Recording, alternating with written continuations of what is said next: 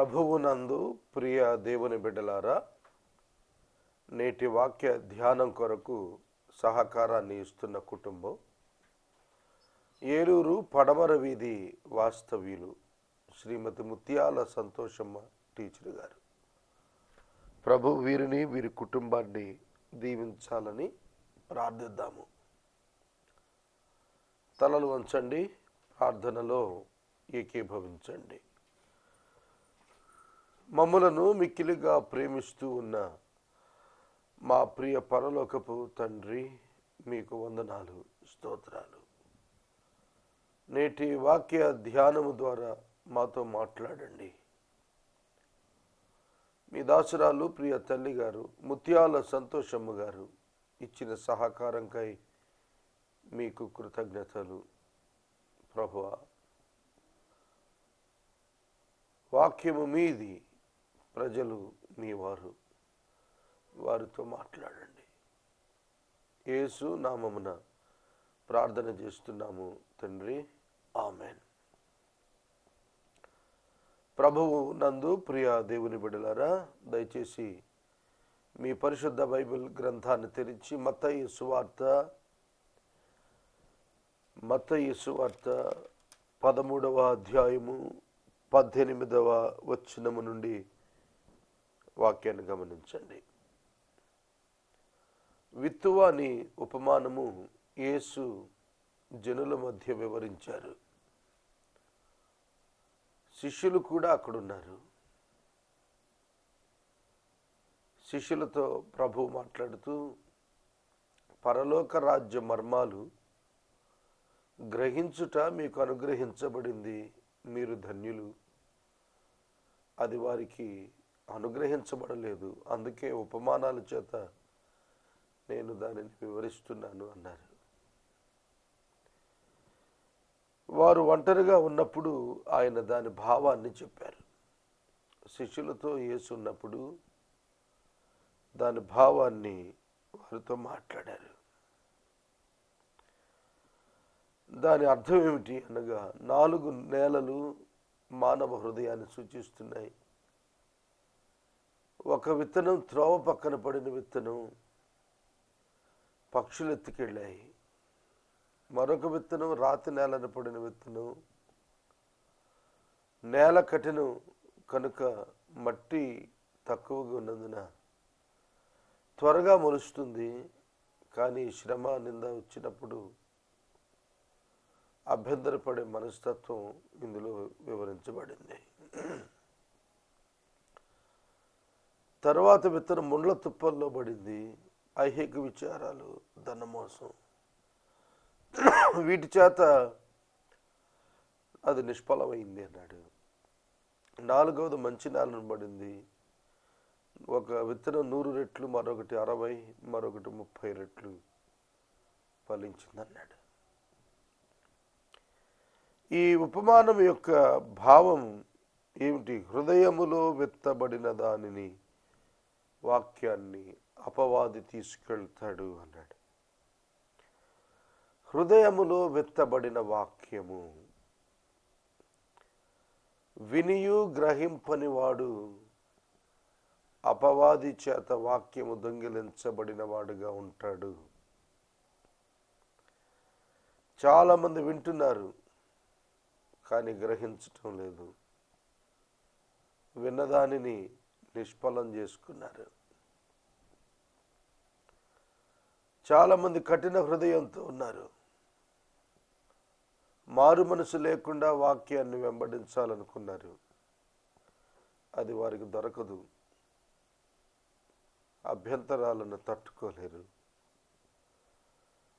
నేను మినిస్ట్రీకి వచ్చి 25 సంవత్సరాలు. పలుమార్లు వివిధ అభ్యంతరకర వ్యతిరేక్త పరిస్థితుల్లో నేను ఎంచుకున్న మార్గం, నేను నడుస్తున్నటువంటి మార్గం నిజంగా నా కొరకు దేవుడిచ్చిందా అనే ఆలోచనలు అనేక సందర్భాల్లో శోధనగా తెచ్చాడు అపవాది. నేను నా మనసుకు, నా అంతరాత్మకు చెప్పుకోగలిగాను, this is the way God has chosen for me. నా కోసం దేవుడు ఎన్నుకున్న ఈ మార్గం ఖచ్చితం అని చెప్పుకోగలిగాను. కారణం, at the time of my conversion నేను ప్రభువులోనికి వచ్చిన రీతి, నా సాక్ష్యము, నా జీవితానికి కలిగిన వాక్యము యొక్క ఫలము, సాతాను కబంధ హస్తాల నుండి, పాపము నుండి, పాపము యొక్క శిక్ష నుండి కలిగినటువంటి మరణము నుండి విడిపించబడిన ఆ నిశ్చయత అనుభవం, దేవుడు నన్ను సేవ కొరకు అనుమతించాడనేటువంటి నిర్ణయం, వాటన్నింటి నుంచి నేను ఎన్నడూ వెనక్కి తొలగలేదు. పౌలు గారి మాటలు ఎప్పుడు నా జ్ఞాపకం వస్తూ ఉండేవి. పరిశుద్ధుడైన పౌలు గారు, జీవించువాడును నేను కాదు, ఇక మీదట నేను క్రీస్తు కొరకు జీవిస్తున్నానన్నాడు. సౌలు దమస్కు మార్గంలోనే చనిపోయాడు. అదే మార్గాన పౌలుగా ఉద్భవించాడు. అతనిలోని ప్రాచీన వ్యక్తి సమాధి చేయబడ్డాడు. నూతన వ్యక్తి తిరిగి లేచాడు. అతడు ప్రభువు కొరకు ఎన్ని శ్రమలు అనుభవించాడు. మారు మనసు పొందకుండా దేవుని యొక్క సేవ, దేవుని యొక్క రాజ్యములోనికి ప్రవేశించుట అసాధ్యం. ఎవరైనా మారు మనసు లేకుండా క్రైస్తవుడని చెప్పుకుంటే తనను తాను మోసం చేసుకున్నట్టే. మార్క్సు వార్త 1వ అధ్యాయం 14 నుండి మనం చూస్తున్నప్పుడు, యోహాను చెరపట్టబడిన తరువాత యేసు బోధ ప్రారంభించిన వెంటనే మారు మనసు పొందండి, సువార్తను నమ్మండి అని కలిపి చెప్పారు. సువార్తను నమ్మండి అంటే యేసునందు విశ్వాసం ఉంచండి అని అర్థం. దానికి ప్రీరిక్విజిట్ ఏమిటి? మారు మనసు పొందండి. What is the meaning of the repentance? మారు మనసు అంటే అర్థం ఏమిటి? మారు మనసు అంటే అర్థం ఏమిటి? పశ్చాత్తాపము. పశ్చాత్తాపపడండి అన్నాడు. Repent for your sins. నీవు చేసిన పాపమును గురించి దుఃఖపడుట, పశ్చాత్తాపడుట. ఇది ఎట్లా సాధ్యం ఒక మనుషునికి? ఒక మనుషుడు అయ్యో నేను పాపం చేశాను అని తనను తాను ఎట్లా ఒప్పింపు చేయబడతాడు? It is the act of the holy spirit only. ఇది పరిశుద్ధాత్మ ద్వారానే సాధ్యం అవుతుంది. కనుక నీ మారు మనసు పశ్చాత్తాపంతో ప్రారంభమైనప్పుడు, పరిశుద్ధాత్మని క్రియ నీ యందు జరిగినప్పుడే నీవు పశ్చాత్తాపానికి గురవుతావు. ఒక అంధకార స్థలంలో వెలుగు ప్రసరించినప్పుడే కదా అక్కడ ఉన్న మలినం తెలియబడేది. అలాగుననే పరిశుద్ధాత్మని యొక్క ఆధ్యాత్మిక వెలుగు ఒక వ్యక్తి యొక్క హృదయంపై ప్రసరించకపోతే ఆ వ్యక్తి తాను పాపినని గుర్తించలేడు, పశ్చాత్తాపడలేడు. రక్షణార్థమైన దుఃఖం మనకు కావాలి. దేవుని యొక్క ఏర్పాటు సమయంలో ఆయన వాక్యం చేత దర్శించినప్పుడు ఆయన ఆత్మ మన యందు కార్యం చేస్తాడు. అలాగ జరగకపోతే నీ హృదయమున ఎంత వాక్యము పంపబడినా అది లోపలకు వెళ్ళదు, తోసివేయబడుతుంది. అపవాది తీసుకుపోతాడు, అపవాది ఎత్తుకొని పోతాడు. పాస్టర్స్ చాలామంది చర్చ్ బిల్డింగుల పైన బాకాలు కట్టి చుట్టుపక్కల వారు వినాలి అని ఉద్దేశంతో పెద్ద పెద్ద బాకాలు కొని పెడుతుంటారు.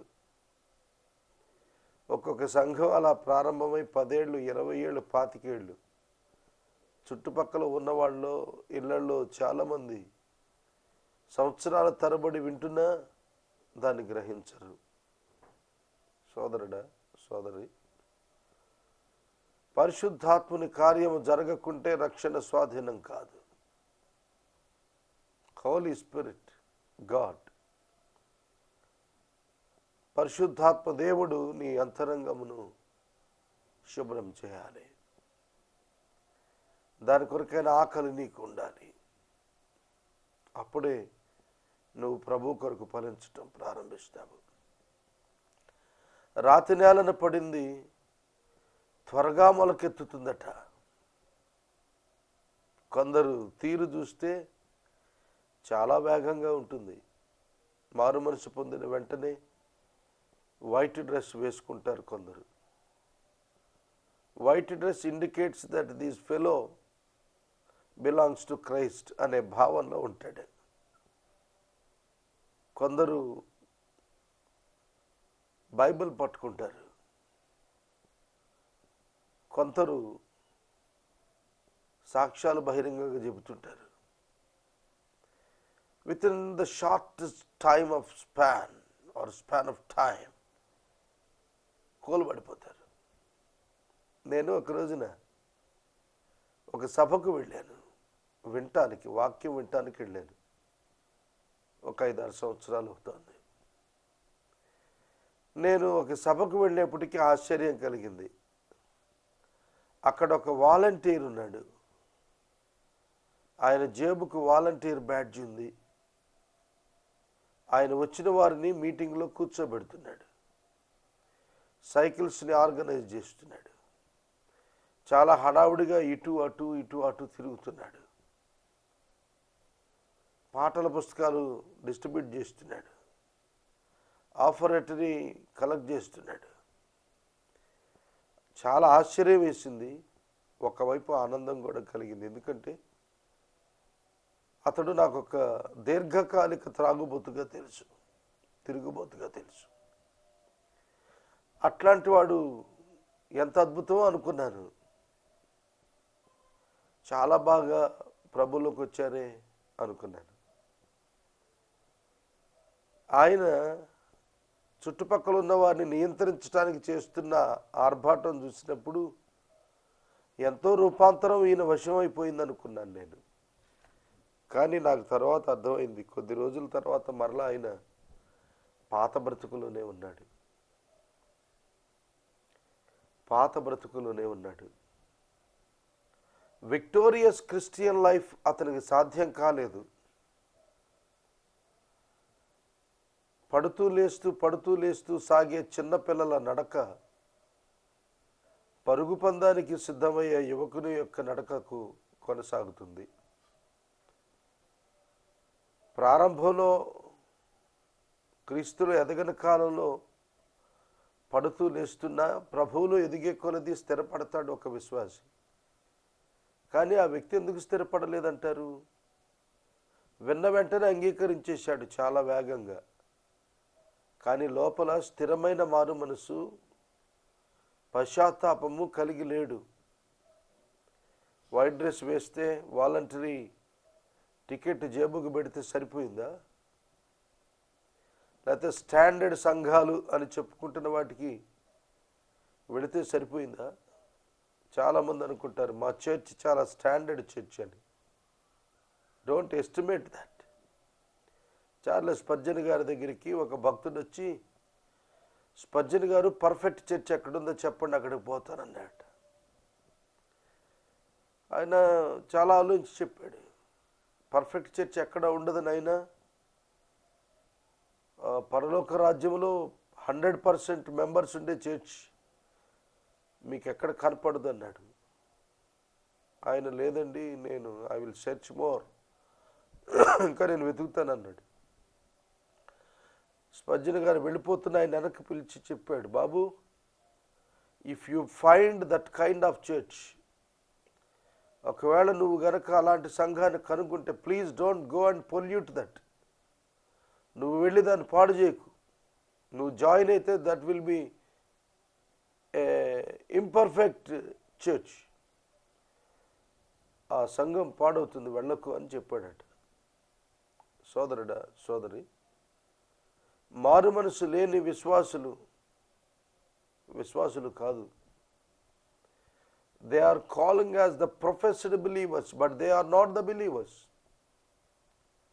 They can be called as the believers, but they are not believers. They are professed people. నామమాత్రం. లంచమే, ప్రార్థనే. వ్యభిచారమే, ప్రార్థనే. అది మారు మనసు కాదు. You must have the victorious life in your life. నీ జీవితంలో విజయవంతమైన క్రైస్తవ జీవితం లేకపోతే you need to check your experience of repentance. నువ్వు పశ్చాత్తాపాన్ని నువ్వు ఒకసారి సరి చూసుకోవాలి. చాలామంది పశ్చాత్తాపం లేదు, పాడు లేదు, మారు మనసు లేదు, ఏమి లేదు. యేసు నమ్మావా? నమ్మాను అనగానే బాప్తిస్మం ఇస్తాడు. నువ్వు దేవుని రాజ్యంలో సభ్యుడువు, దేవుని కుటుంబంలో సభ్యుడువు, వెళ్ళి బ్రతుకు అంటాడు. ఒకప్పుడు దొరలు, విదేశాల నుండి వచ్చిన వారికి తొత్తులుగా మారిన కొందరు దుర్మార్గపు సేవకులు, అబద్ధ బోధకులు కిరాయికి బాప్తీసాలు ఇచ్చేవారు అని విన్నాను. ఏమిట్రా సంగతి అని అంటే, మాకు తెలిసిన ఒక ఆయన ఇట్లాగే వాంతి చేసుకుంటున్నాడు రాత్రి 9 గంటలకు. ఉదయాన్నే ఎంక్వైరీ చేసాం. నేను బాల్యంలో ఉన్నప్పుడు ఎంక్వైరీ చేస్తే ఏమిటో తెలిసినా, ఆయన పనిచేస్తున్న స్థలానికి ఒకడొచ్చి, దొరలు వచ్చారు బాప్తిస్మం తీసుకుంటే ఆ రోజుల్లో 500 అంటే ఎంత గొప్ప, 500 ఇస్తాం అని చెబితే వెళ్ళి తమ్మిలేట్లో బురదలో మునిగాడట. ఆ మురికి నీరు దాగాడేమో, ఆ 500తో ఇంటికి వచ్చేప్పుడు సారా దాగి వచ్చాడు. వాంతులు పట్టుకున్నాయి. నమ్మాను అని దయ్యాలు కూడా చెబుతాయి, వణుకుతాయి, కానీ వాటి జీవితం మారదు. దయ్యాలు ఎందుకు మారు మనసు పొందుతాయి? దయ్యాలు మారు మనసు పొందవు. They're condemned already, they can't repent. అది చాలామంది బ్రతుకు ఇవాళ. సోదరుడా, సోదరి, క్రీస్తు నివసిస్తున్న బ్రతుకులు ఆత్మఫలములతో నిండి ఉంటాయి, లోకజ్ఞానంతో కాదు. నేను చాలాసార్లు భయపడుతున్నాను వాక్యం చెబుతున్నప్పుడు, ఎందుకంటే అనేక వాక్యాలు నా హృదయంలో నన్ను గుచ్చుతున్నాయి, నన్ను ప్రశ్నిస్తున్నాయి. ఇది నీవే కాదా అని అడుగుతోంది వాక్యం. అవుననే ఒప్పుకుంటున్నాను. సోదరుడా, సోదరి, పశ్చాత్తాపడి ప్రార్థనలు ప్రభుతో సమాధాన పట్టు నేర్చుకున్నాను. మన జీవితాల్లో వాక్యాన్ని వెంటనే ఒప్పుకుని ప్రారంభించి పడిపోతున్న అనుభవాలు, అది రాతి నేల వంటి అనుభవాలు.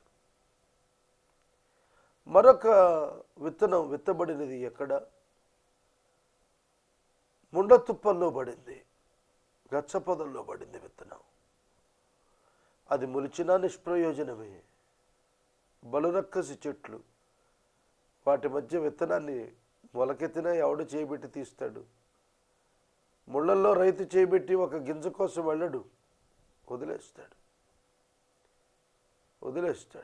ఐహిక విచారాలు, కులము. క్రైస్తవునిలో కులము చావకపోతే క్రైస్తవుడు కాడు. మతభేదం, కులభేదం, వర్గభేదం, వర్ణభేదం, ఆర్థిక సామాజిక భేదాలు, కడుపు నిండా పెట్టుకొని వాక్యము ఫలము అంటే అబద్ధం.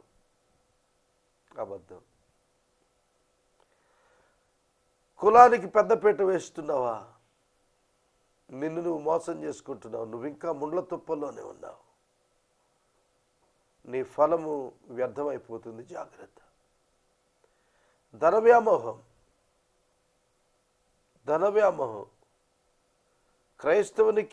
క్రైస్తవేతరునికి ఉండాల్సిన ప్రధాన వ్యత్యాసం ఏమిటో తెలిసినా? ధన వ్యామోహం. క్రైస్తవుడికి ఉండకూడదు.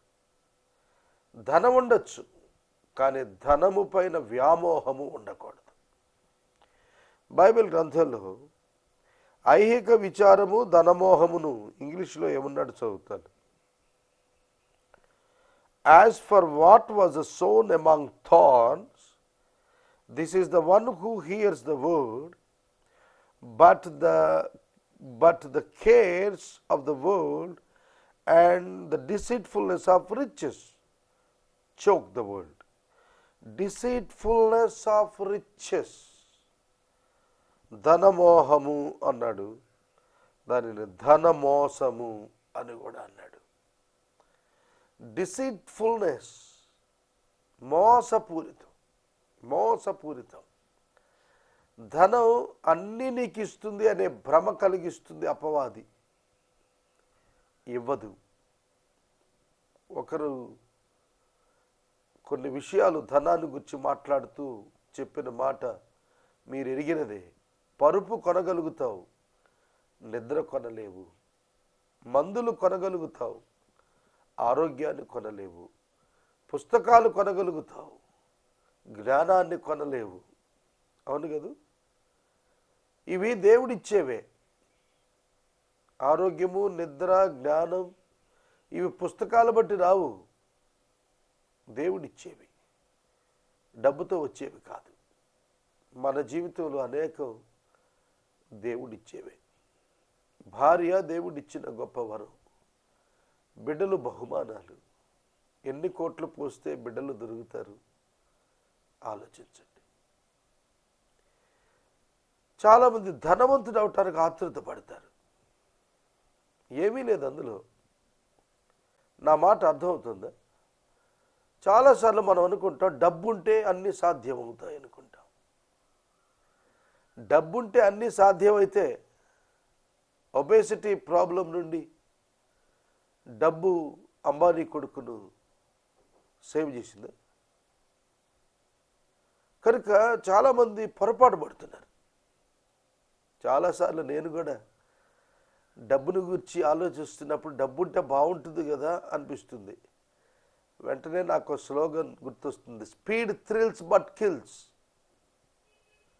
కనుక చాలా సందర్భాల్లో మనం డబ్బు డబ్బు డబ్బు డబ్బు డబ్బు డబ్బు బిడ్డలకు భవిష్యత్తు ఇవ్వదు మిత్రమా. ఆలోచించు. చాలామంది అనుకుంటారు నా కూతురికి కోట్ల రూపాయల కట్నం ఇచ్చాను, బ్రహ్మాండమైన కారు ఇచ్చాను, బ్రహ్మాండమైన బంగ్లా ఇచ్చాను, అత్యధిక విద్య కలిగిన భర్తను తెచ్చాను. ఆమె సంసారం బాగున్నదా? ఆమె సంతోషంగా ఉండగలుగుతుందా? Who will give the guarantee for that? Your money cannot give the guarantee for that. నీ డబ్బు దానికి భరోసా ఇవ్వలేదు. ధనమోహంలో చిక్కుకుంటున్నారు క్రిస్టియన్ మిషనరీస్, ఎవాంజలిస్ట్స్, పాస్టర్స్. పౌలు గారు చేతులతో కష్టపడ్డాడు. చేతులతో కష్టపడ్డాడు అన్నప్పుడు తాను పని చేసుకున్నాడు. ఎథికల్ వాల్యూస్ లేకుండా మినిస్ట్రీలో మనీని పర్సనల్గా యూజ్ చేసుకోవటం హేయమైన సంగతిగా నేను భావించాను. సోదరుడు, డబ్బు లేని రోజు దేవునితో నడుస్తున్నప్పుడు విశ్వాసం యొక్క విలువలేమిటో అర్థమవుతాయి. దేవునితో నడుస్తున్నప్పుడు 3.5 సంవత్సరాలు యేసుతో నడుస్తున్నప్పుడు చిల్లిగవ్వ చేతిలో లేకుండా అపోస్తులను సాగించినటువంటి అద్భుత విన్యాసం వారి జీవిత కాలం అంతా వారు విశ్వవ్యాప్తంగా వెళ్ళటానికి ఉపయోగపడింది. Not the money but the power of God is promised. Money is needed but it should not be the master. డబ్బు అవసరం, కానీ డబ్బును యజమానులుగా తీసుకోవద్దు. Make him as a servant. సేవకుడిగా మార్చుకోండి, బాగా పనికొస్తుంది. యజమానిగా చేసుకుంటే బరువు అవుతుంది, సేవకునిగా మార్చుకుంటే పరిగెత్తిస్తుంది. Your mission will run and run if you make the money as your servant. I'm waiting for that. I'm waiting for that. నేను దానికోసం ఎదురు చూస్తున్నాను. సోదరుడా, సోదరి, ఐహిక విచారాలు, ధనమోహం దేవుని రాజ్యములో నిన్ను ప్రవేశింపనీయవు. జాగ్రత్త.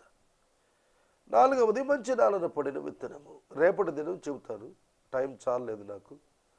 మంచి నేలన పడితే ఎట్లుంటుందో మన జీవితం ఉదాహరణలతో చెప్పగలిగే స్థాయికి మనం రావాలి.